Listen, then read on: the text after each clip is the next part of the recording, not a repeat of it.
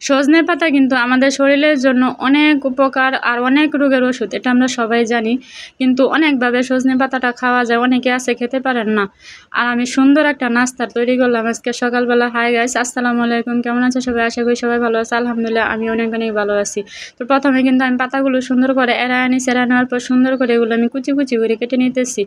আর অনেক উপকার সজনে পাতা, শরীর ব্যথা, ক্যালসিয়াম যা বলেন, এটা কোনো রোগ নাই, মানে পার্শ্ব প্রক্রিয়া কোনো রোগ নাই, মানে সব রোগের মানুষ এই সজনে পাতাটা খেতে পারবে।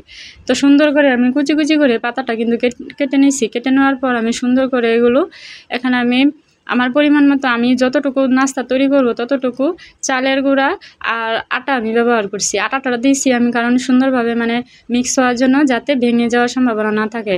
আর চালের গুঁড়াটা দিয়েছি যাতে একটু একটু মচমচে ভাব থাকে, মচমচে ভাব থাকলে খেতে এটা ভালো লাগবে।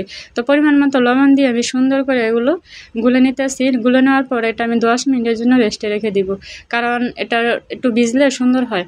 আর এই ফাঁকে আমি পেঁয়াজ আর কাঁচামরিচগুলো কেটে নিয়েছি। আর এখানে আমি হলুদের গুঁড়া, ধনিয়ার গুঁড়া, জিরার গুঁড়া আর আপনার আমার গরম মশলা, যা মশলা আমি ব্যবহার করি, তো হালকা একটু মরিচের গুঁড়া দিছি, কারণ মরিচের গুঁড়া দিছি ঝালটা একটু কম হবে এই কারণে।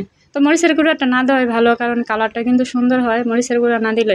তো দিছি, আজকে আমি ব্যবহার করছি। তো সুন্দর করে এগুলো আমি সুন্দর করে মিশিয়ে নিতেছি।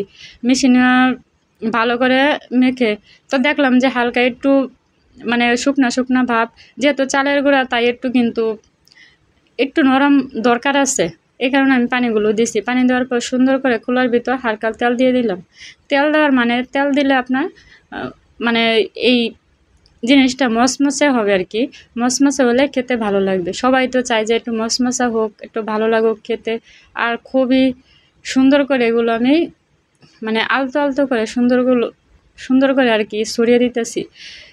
ছড়িয়ে দেওয়া মানে এত ভালো করে দিতে হবে যাতে আপনার ভেঙে না যাওয়ার সম্ভাবনা থাকে, কারণ এটা তো চালের গুঁড়া, ভেঙে গেলে কিন্তু কোনো জিনিস বানাতে একটু ভালো লাগে না।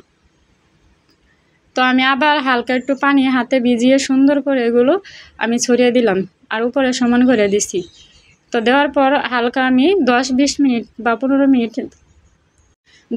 মিনিট সুন্দর করে ভাবে জাল করে সুন্দর করে উল্টায় নিচ্ছি। তো উল্টামো আমি কিন্তু আর রান্নাটা কিন্তু নিজের কাছে অবশ্যই ধৈর্য ধরে রান্না করতে হবে। আর একটু হালকা তেল আমি আবার দিচ্ছি, কারণ সুন্দরভাবে হওয়ার জন্য।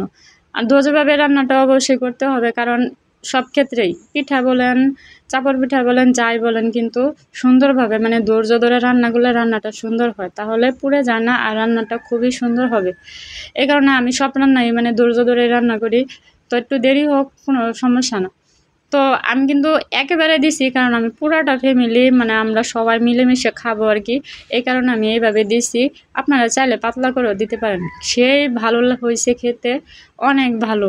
আপনারাও বাসায় বানিয়ে খাবেন আর অনেক ভালো থাকবেন। আমার জন্য দোয়া করবেন।